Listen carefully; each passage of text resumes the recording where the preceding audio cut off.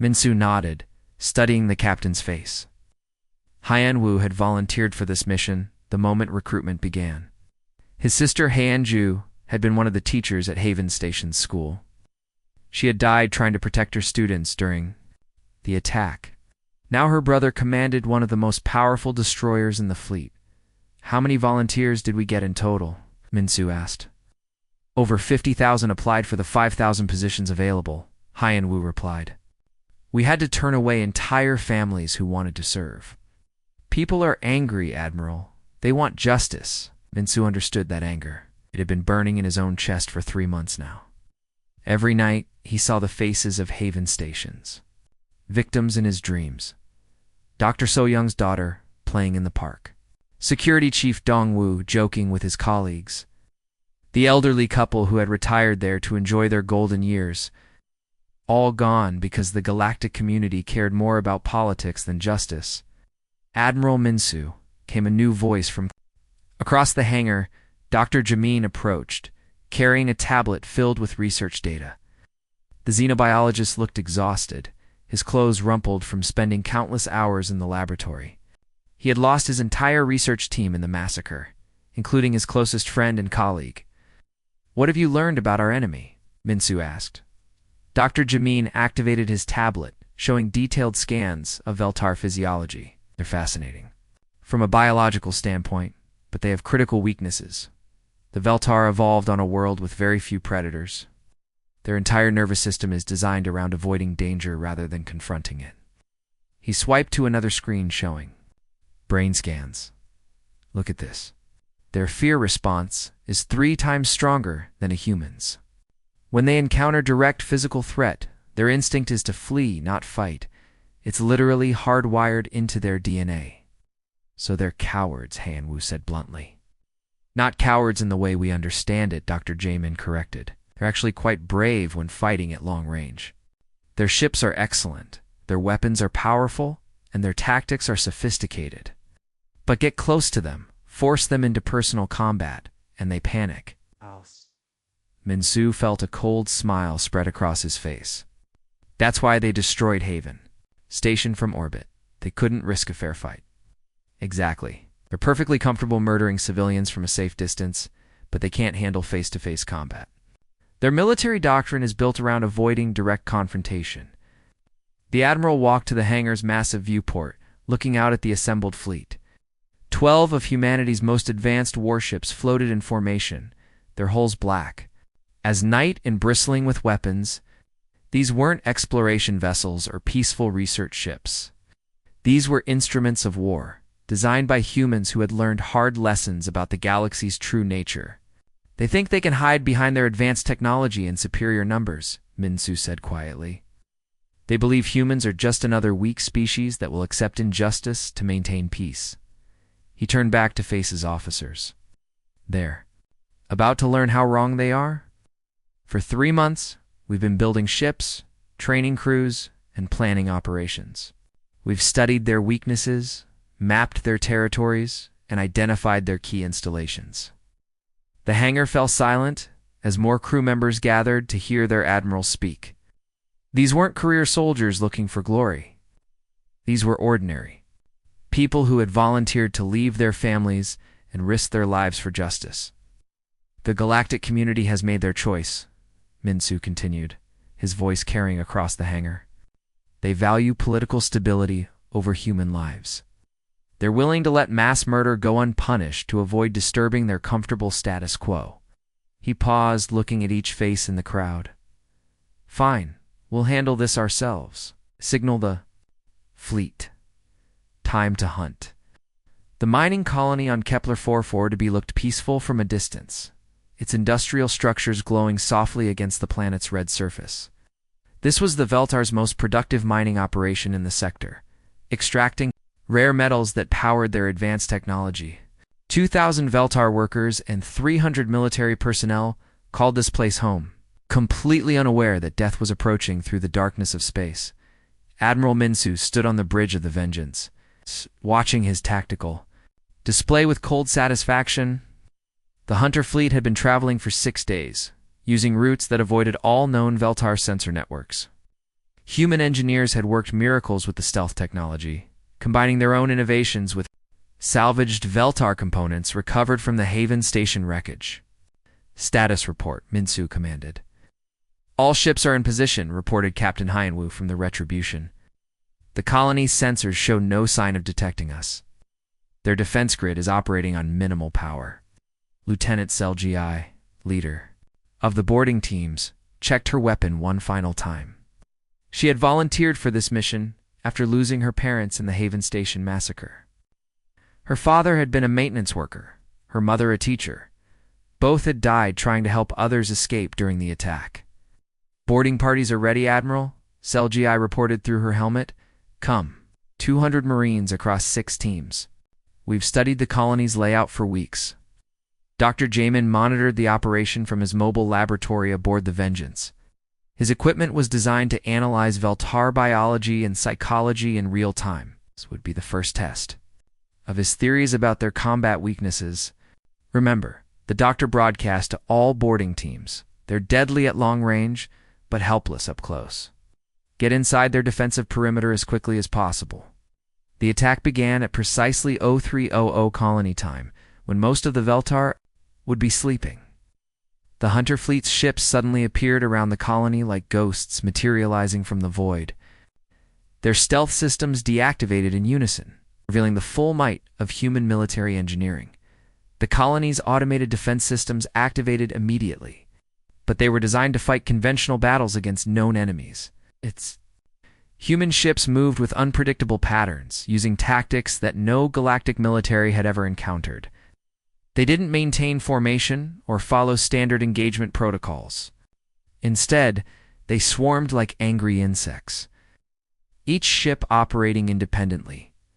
Lieutenant Selgi's transport ship punched through the colony's outer hull like a bullet through paper.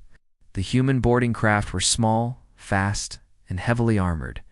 They carried 20 Marines each, all equipped with weapons designed for close combat in confined spaces.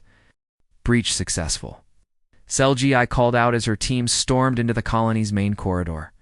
Moving toward the command center, the first group of Veltar defenders appeared around a corner, their energy weapons raised.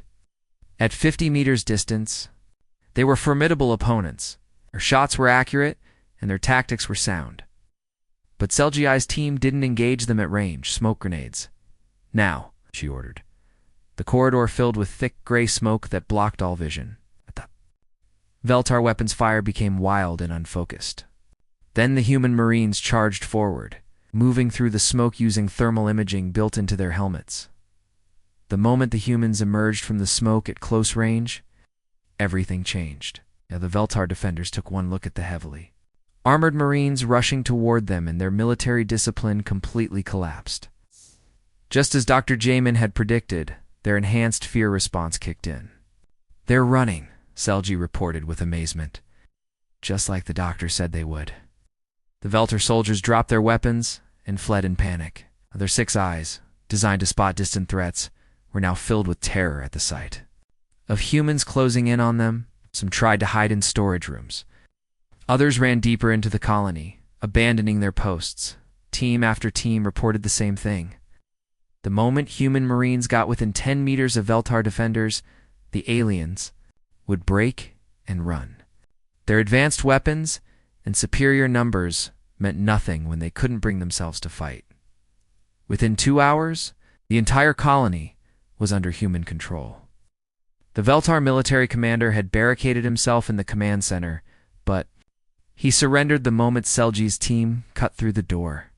His hands were shaking so badly, he could barely operate his communication equipment. Dr. Jamin arrived with his interrogation equipment, studying the captured commander with scientific interest. The alien's 6 eyes darted around the room, never focusing on any human for more than a few seconds. His breathing was rapid and shallow. "You were the ones who destroyed Haven Station," Jamin said quietly. "You murdered 100,000 civilians." The commander's translator device struggled to process his panicked responses. We were following orders," the High Command said it was necessary. "Tell me about your defensive networks," Gamin continued. "Where are your military bases? How many ships do you have? The interrogation continued for hours. The Veltar commander, faced with the psychological pressure of close human contact, revealed everything. Base locations, fleet strengths, defensive strategies, all of it poured out in a desperate attempt to make the terrifying humans go away. Admiral Minsu reviewed the intelligence reports with grim satisfaction. Perfect.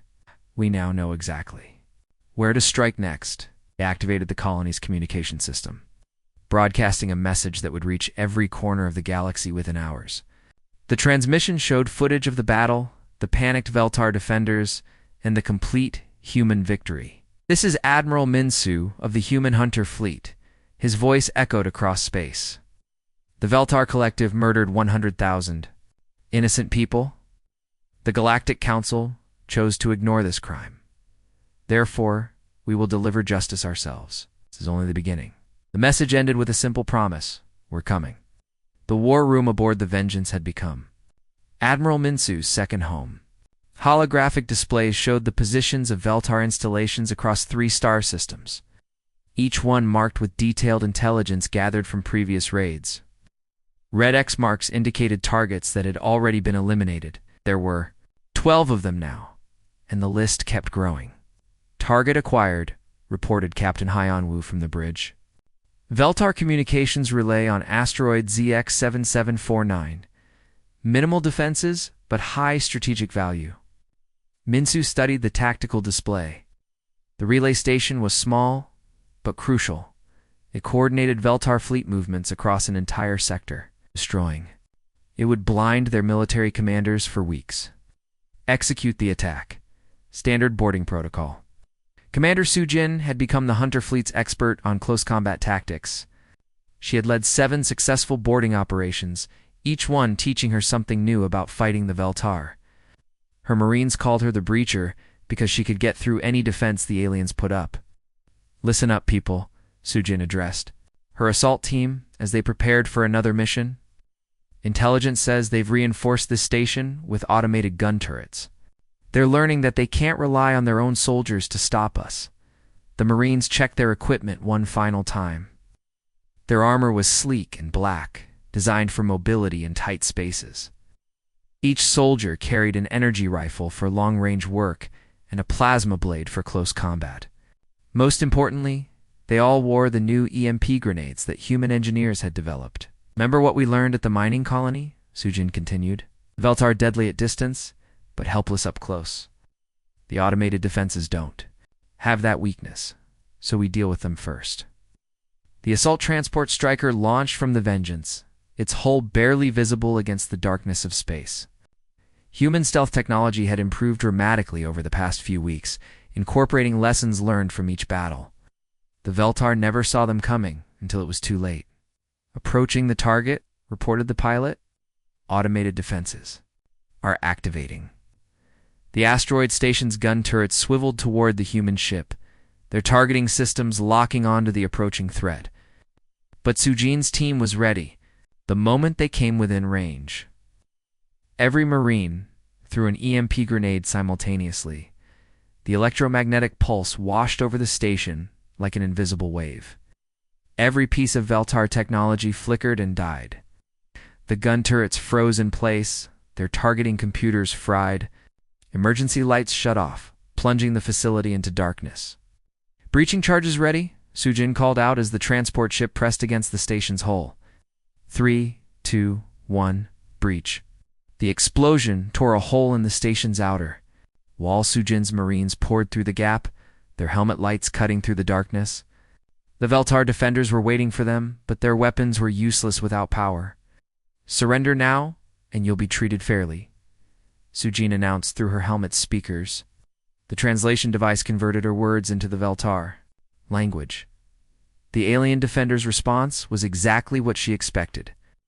The moment they saw human soldiers approaching in the darkness, their nerve broke completely. Some threw down their weapons and ran. Others tried to hide behind overturned tables and equipment. A few attempted to fight, but their hands were shaking too badly to aim properly.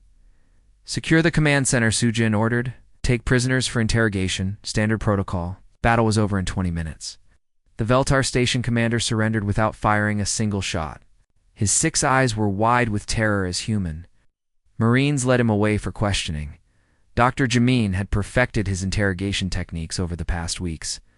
He had learned to read Veltar body language, to understand their fear responses, and to extract information with minimal effort. The aliens seemed physically incapable of lying when faced with human interrogators. "Where's your next supply convoy scheduled to arrive?" Eamon asked the captured commander. "3 days," the alien stammered. "System coordinates 447.3 by 228.7. Please don't hurt me." "We don't hurt prisoners," Jamin replied truthfully. "But we will stop your people from murdering any more innocents." The intelligence gathering continued for hours. Each captured Veltar revealed more details about their military operations, their defensive strategies, and their hidden bases. The aliens' enhanced fear response made them terrible at keeping secrets. Meanwhile, across the galaxy, other species watched the human campaign with growing amazement. The Veltar had been one of the most powerful military forces in known space, but they were falling apart against human tactics.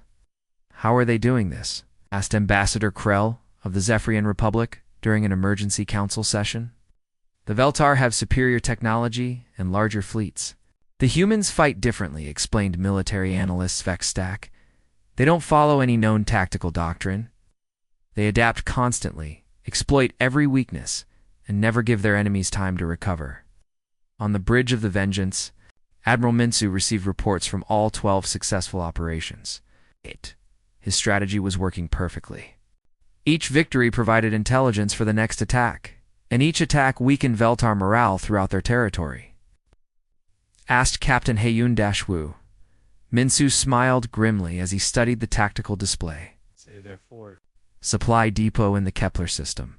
We take that, we cut off resources to their entire frontier fleet."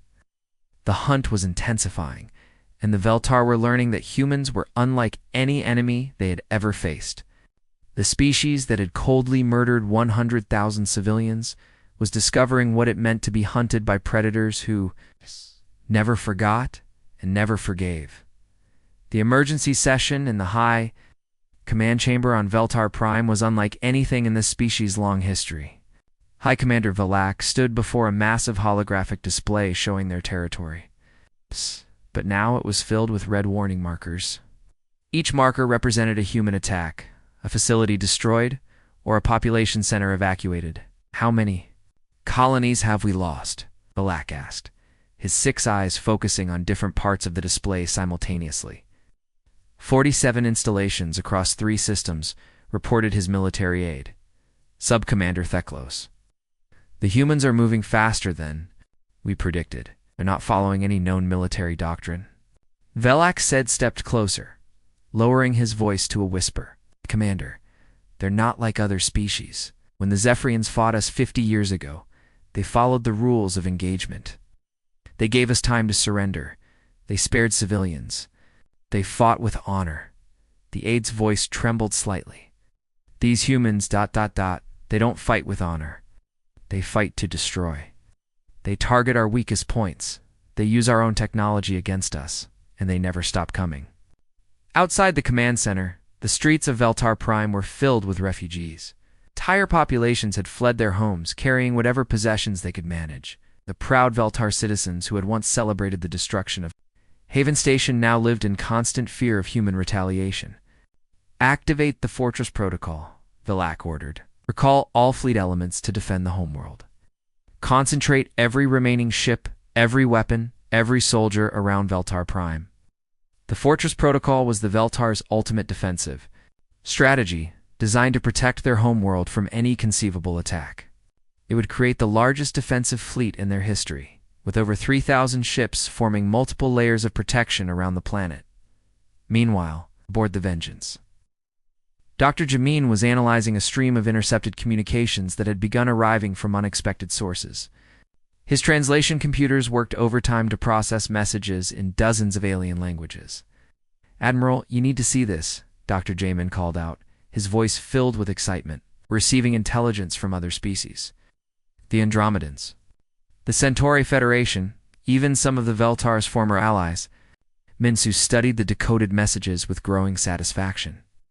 The communications contained detailed information about Veltar military positions, supply routes, and defensive strategies. Species that had remained neutral in the conflict were now quietly supporting the human campaign. "Why are they helping us?" asked Captain Hyanwu. "Because they're impressed," Dr. Jamin replied. "For the first time in galactic history, someone is standing up to a species that committed mass murder. They respect our determination." One message particularly caught Minsu's attention. It came from Ambassador Krell of the Zephyrian Republic, a species that had maintained friendly relations with the Veltar for centuries. "The Veltar have concentrated their entire fleet around their homeworld," the message read. "They believe overwhelming numbers will stop you. We have learned not to underestimate human creativity." Intelligence windfall continued for days. The Veltar's isolation was becoming complete as former allies distanced themselves from the species that had murdered civilians. Even neutral species were beginning to question whether the Veltar deserved protection. Dr. Jamin spent hours analyzing intercepted Veltar communications, studying their military chatter and civilian broadcasts. What he found confirmed his theories about their psychological state.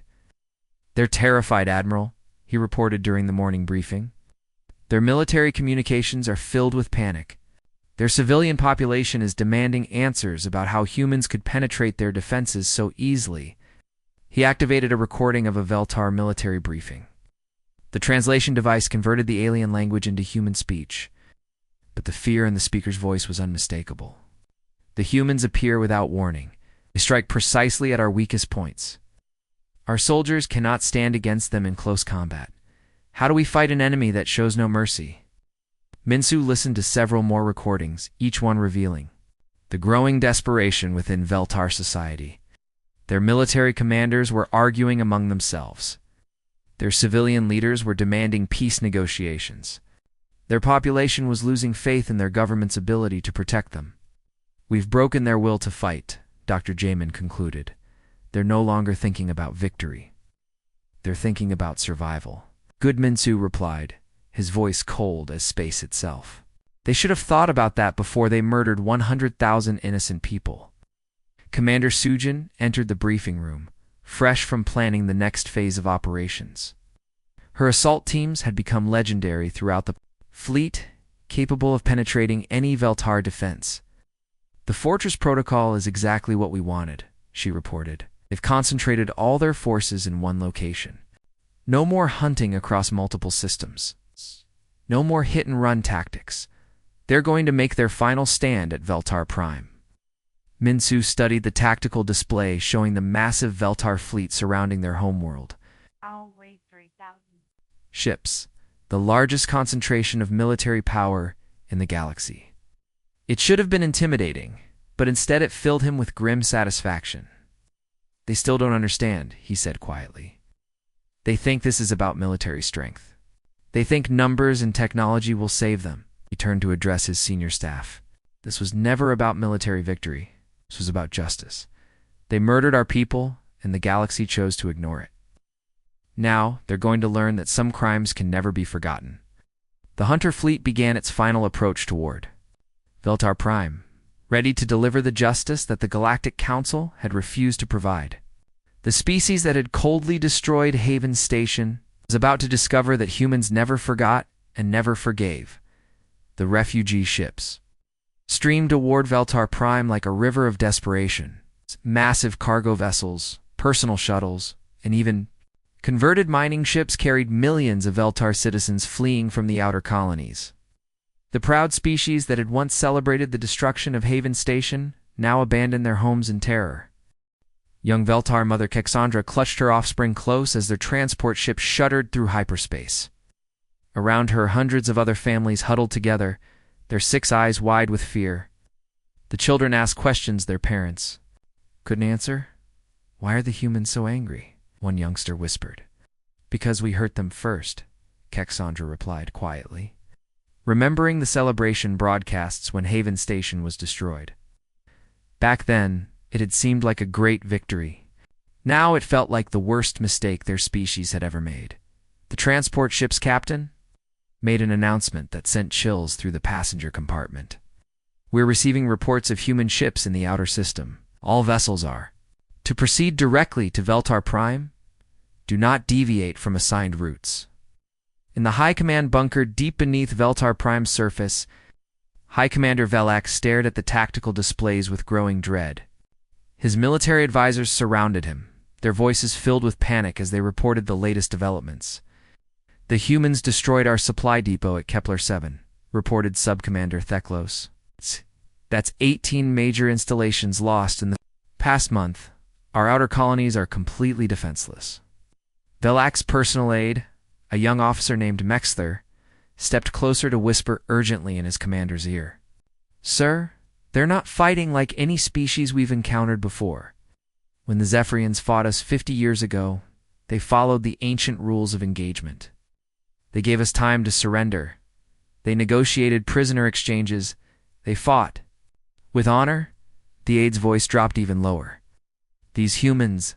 they don't fight with honor. They fight to destroy. They study our weaknesses. They exploit our fears, and they never stop coming. Our soldiers are refusing to fight them in close combat.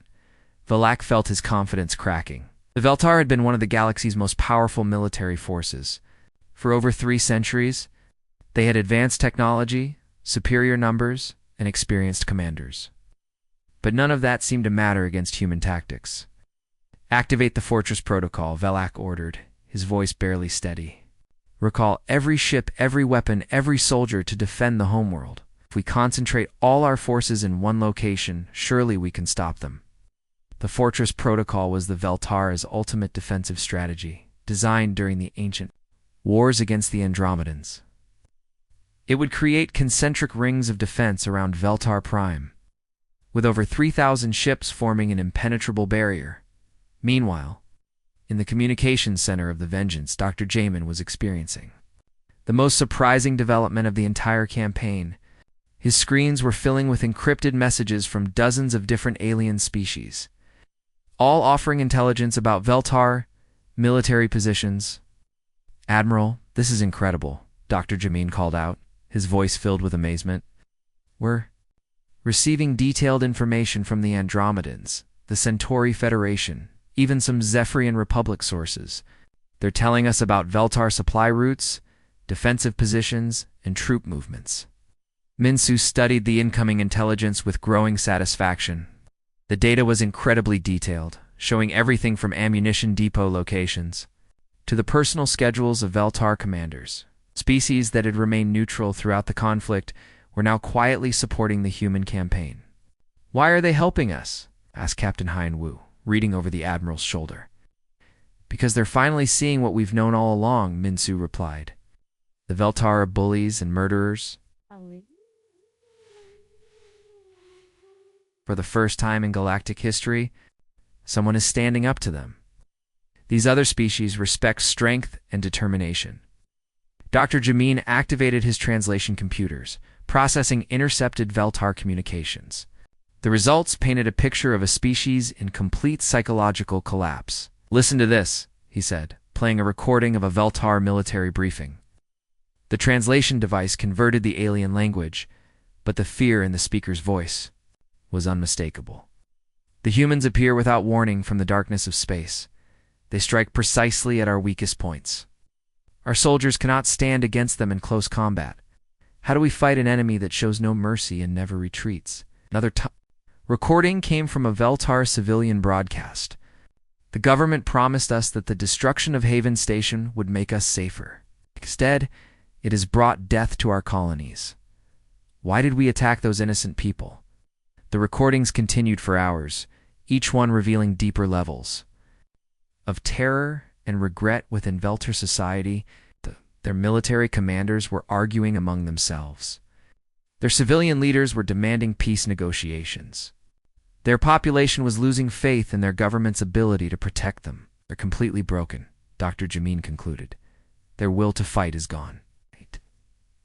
They're no longer thinking about victory or military strategy. They're thinking about survival. Minsu nodded grimly. Good, They should have thought about that before they murdered 100,000 innocent people. They celebrated when Haven Station burned. Now they get to experience what it feels like to be hunted. Commander Sujin entered the briefing room, carrying tactical plans for the final assault. Her boarding teams had become legendary throughout. The fleet, capable of penetrating any Veltar defense through sheer determination and superior tactics. "The Fortress Protocol is exactly what we wanted," she reported with confidence. "They've concentrated all their forces around their homeworld. No more hunting across multiple systems. No more hit-and-run tactics. They're going to make their final stand at Veltar Prime." Mensu looked at the tactical display showing the massive Veltar fleet surrounding their homeworld. It's 3,000 ships, the largest concentration of military power the galaxy had ever seen. It should have been intimidating, but instead it filled him with cold satisfaction. "Perfect," he said quietly. "Now we finish this." The moment the Hunter fleet dropped out of hyperspace, every human on every ship felt their breath catch in their throats. Veltar Prime hung before them like a jewel, but it was surrounded by the most massive defensive fleet any of them had ever seen. 3,000 alien warships formed concentric rings around the planet, their hulls gleaming in the light of the system's twin suns. "My God," whispered Captain Hyanwu from the bridge of the Retribution. "They've got everything. Here, battle cruisers, destroyers, fighter squadrons. This is their entire military." Admiral Minsu studied the tactical display with cold calculation. The Veltar had positioned their ships in perfect defensive formations, exactly as their military doctrine prescribed. They had superior numbers, advanced technology, and the advantage of fighting close to their homeworld. By every standard rule of warfare, the humans should have retreated.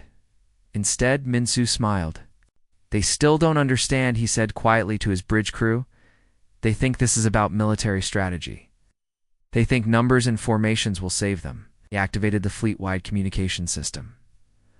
"All ships. This is Admiral Minsu. Today we finish what they started at Haven Station. Today we deliver justice for 100,000 innocent souls."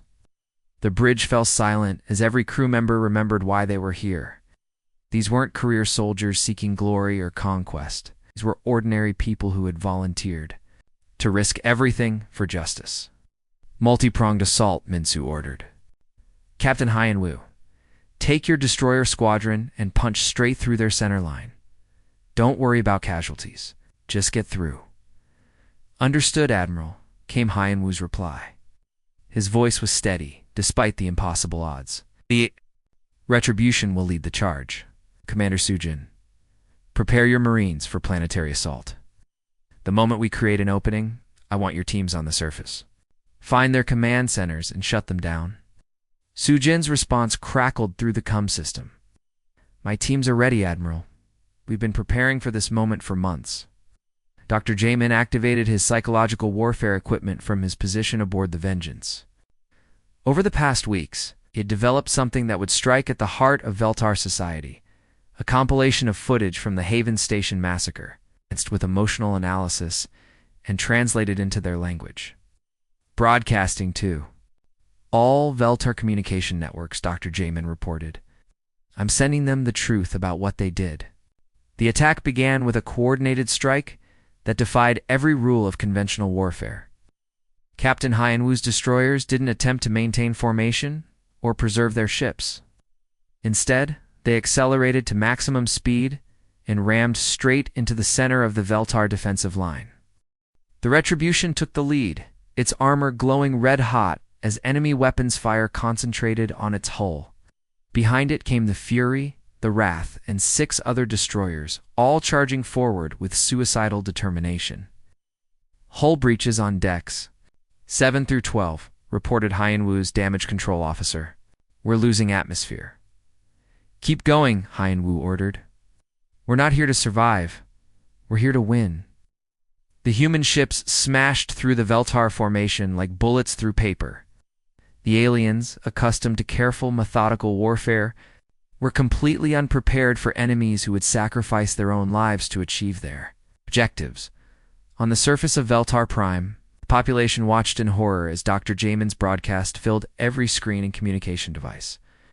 The footage showed the peaceful Haven Station before the attack, Children playing in the parks, families eating together, scientists working in their laboratories. Then came the massacre. The unprovoked orbital bombardment, the screams of the dying, the flames consuming everything the humans had built.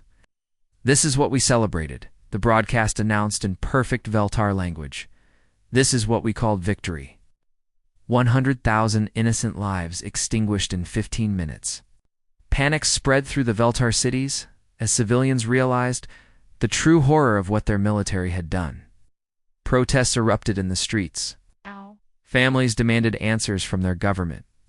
The psychological impact was devastating. Commander, Sujin's assault transports used the chaos to penetrate the planet's atmosphere. Her Marines had trained for months to fight in Veltar environments, studying their architecture, their technology, and their tactical weaknesses. Landing zones secured, Sujin reported as her teams established beachheads around the planet's major cities. The Veltar ground forces are refusing to fight. They're surrendering or fleeing. The siege became a demonstration of human resolve that shocked the galaxy. Ship after ship rammed through Veltar defenses, their crews knowing they would not survive but fighting anyway. Marines stormed heavily fortified positions with nothing but determination and superior tactics. Admiral Minsu watched the battle unfold with grim satisfaction. The Veltar had superior numbers and technology, but they had never faced an enemy that fought for justice rather than conquest. They had never encountered a species that would sacrifice everything to avenge their dead. "They're breaking," reported the tactical officer. "The outer defensive ring is collapsing." Minsu nodded. "Signal all ships. Phase 2 begins now. We're going to finish this." The Hunter fleet pressed forward, pushing through the Veltar defenses with unstoppable momentum. Ow. The species that had murdered 100,000 civilians was about to learn what it meant to face human justice. The defensive rings around Veltar Prime crumbled like a house of cards as human forces pressed their relentless assault. Captain Hyanwoo's destroyer squadron had carved a hole straight through the center of the Veltar fleet, leaving burning wreckage in their wake. The Retribution was barely holding together. Its hull split open in 3 places, but it kept firing. All destroyer squadrons follow the Retribution through the gap. Admiral Minsu ordered from the bridge of the Vengeance, "Don't give them time to regroup." The Veltar commanders tried desperately to restore their formation, but human tactics had thrown their careful plans into chaos. Ships that should have maintained defensive positions were fleeing in panic. Weapon batteries that should have provided covering fire were abandoned by their crews. "Commander," Sujin's voice crackled through the communication system from the planet's surface. "We've secured landing zones in all major cities. The Veltar ground forces are collapsing. Most of them are surrendering without firing a shot." Her Marines had discovered something remarkable during their assault on the capital city. The moment Veltar soldiers saw humans approaching on foot, their military discipline completely disappeared. Entire platoons would drop their weapons and flee, their enhanced fear response making close combat impossible. "It's exactly what Dr. Jamin predicted," Sujin reported. "They literally cannot fight us face to face. Their biology won't let them." The streets of the Veltar capital were filled with chaos as human Marines advanced block by block. Citizens fled into their homes, sealing doors and windows. Government officials abandoned their posts. Even the Planetary Defense Force had stopped responding to orders from their command center. Dr. Jamin led a special team toward the high command bunker, deep beneath the city's center. His equipment included portable translation devices, recording systems, and most importantly, the complete archive of Haven Station footage. He had a very specific mission to complete. "Bunker entrance secured," reported Lieutenant Sel Gi, as her squad breached the heavily armored doors. Minimal resistance. The guards surrendered immediately. The team descended through levels of reinforced corridors, past abandoned weapon emplacements and empty security stations. The Veltar military personnel they encountered either fled or surrendered without resistance. The sight of armed humans in close quarters triggered their panic response every time. "Hi." Commander Valek sat alone in his command center, watching his empire collapse on the tactical displays around him. Cease. His 6 eyes tracked the red markers, showing human advances throughout the city, Every few minutes, another Veltar position would fall silent. The command center doors exploded inward. As human Marines breached the final barrier, Dr. Jamin entered slowly, his equipment case in one hand and a recording device in the other. Behind him came Lieutenant Sel Gi and 4 heavily armed Marines. "Hi, Commander Velak," Dr. Jamin said quietly, his voice carrying clearly through the translation device. "The architect of the Haven Station massacre." Velak's multiple eyes darted around the room, looking for escape routes that didn't exist. His hands trembled as he reached for his sidearm, but the weapon fell from his shaking fingers before he could draw it. "You're the xenobiologist," Velak whispered, his translator struggling with his rapid, panicked speech. "The one who studies us like laboratory specimens." "That's right," Dr. Jamin replied, setting up his equipment with methodical precision. "I've learned everything about your species over the past months. Your strengths, your weaknesses, your fears." He activated a holographic display that filled the center of the room. "But today, I want to show you something. You're going to watch footage of Haven Station, all of it. Every minute of the massacre," you ordered. The display flickered to life, showing the peaceful research station as it had been before the attack. Children played in the artificial gravity parks, while their parents watched from nearby benches. Scientists worked in laboratories filled with peaceful research. Traders conducted business in the bustling market squares. 100,000 people, Dr. Jamin narrated as the footage played. Families, researchers, merchants, children, living their lives in peace on the edge of human space. Velak tried to look away, but Dr. Jamin's Marines ensured he kept watching. The High Commander's breathing became rapid and shallow as his enhanced fear response activated. "You want to know about Haven Station?" Dr. Jamin asked as the footage switched to the moment of attack. "These children playing in the park, were they the military threat you eliminated?" The hologram showed a group of youngsters laughing as they chased each other around playground equipment. They couldn't have been more than 6 or 7 years old. "The elderly couple sharing lunch at that cafe, were they the dangerous weapons researchers your intelligence claimed to detect?" Velak's multiple eyes began to tremble as the orbital bombardment began. The footage showed the first energy blast, striking the station's reactor, followed by the systematic destruction of every section. "Please," Velak whispered, his voice barely audible. "Please, ... mercy, ... double quotes." Dr. Jamin's voice became cold as space itself. "Mercy. You should have thought of that before you murdered 100,000 innocent people." The footage continued, showing the final moments of Haven Station, families trying to reach escape pods that would never launch. Scientists attempting to transmit their research to safety, security personnel dying at their posts while trying to protect civilians. "This is justice," Dr. Jamin declared as the last images faded. "You celebrated their deaths. You called it a great victory. Now you get to experience what we felt when we found their bodies." High Commander Velak collapsed to his knees, his multiple eyes streaming with alien tears. Around them, the sound of surrender echoed through the communication systems as the last Veltar military units laid down their arms. The Veltar government surrendered unconditionally within the hour, their will to fight completely broken. The species that had coldly murdered civilians from the safety of space had finally faced the consequences of their actions. Admiral Minsu's voice echoed through the command center as he announced the end of hostilities. "Hey, this is Admiral Minsu. To all human forces, the war is over. Justice has been served." The Great Chamber of the Galactic Council looked exactly the same as it had 6 months earlier. But everything else had changed. Crystalline walls still pulsed with their own light, and representatives from 47 species still sat in their semicircle arrangement. But now, when Admiral Minsu entered the room, the atmosphere was completely different. This time, no one spoke while he walked to the center of the chamber. The alien representatives watched him with something that hadn't been there before: respect mixed with fear.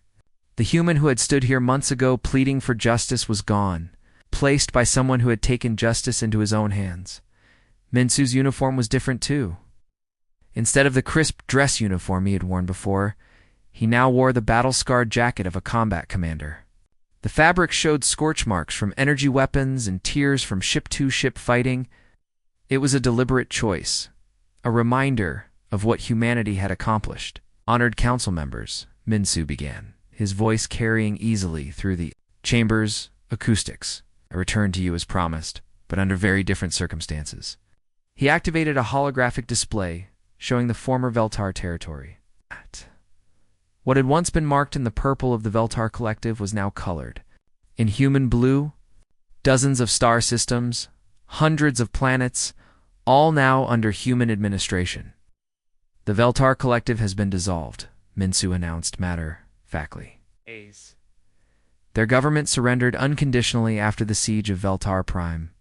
Their territory is now under human oversight, and reparations are flowing to the families of Haven Station victims. Council Chairman Mordek's scales had shifted to a nervous yellow color. When he spoke, his voice lacked the confident authority it had held during their previous meeting. Admiral Minsu, while we understand your desire for justice, the Council is concerned about the precedent this sets. The complete conquest of a Council member species is unprecedented in galactic history. Minsu's expression didn't change. So is the unprovoked massacre of 100,000 civilians. The Veltar set the precedent when they chose to ignore galactic law. We simply responded in kind. He turned slowly, making eye contact with representatives from different species around the chamber. Many of them looked away, unable to meet his gaze. We didn't want this war, Minsu continued, his voice steady and clear. We came to you first, seeking justice through proper channels. We showed you the evidence. We asked for your help. Chose to protect the murderers instead of their victims. The chamber remained silent. Several representatives shifted uncomfortably in their seats, but none challenged his words. So we handled it ourselves, Minsu said simply. We hunted down every Veltar military installation, captured their commanders. We forced them to watch footage of the children they murdered. We made sure they could never hurt innocent people again. Ambassador Krell of the Zephyrian Republic finally spoke up, his voice carefully neutral. What are your intentions regarding the former Veltar territory, Admiral? Reconstruction, Minsu replied immediately. The Veltar populations will be relocated to suitable worlds under human protection. Their military will be permanently disbanded. Their government will be replaced with a civilian administration focused on peaceful development. He paused, letting his next words sink in. And any species that threatens human civilians in the future will face the same consequences. The implicit threat hung in the air like a physical presence. Every representative in the chamber understood that they were no longer dealing with the naive newcomers who had joined the galactic community just a few years earlier. The galaxy now views humanity differently, Minsu continued. Not as newcomers to be patronized or dismissed, but as a species capable of terrible vengeance when wronged. That's a reputation we never wanted, but one we've earned through necessity.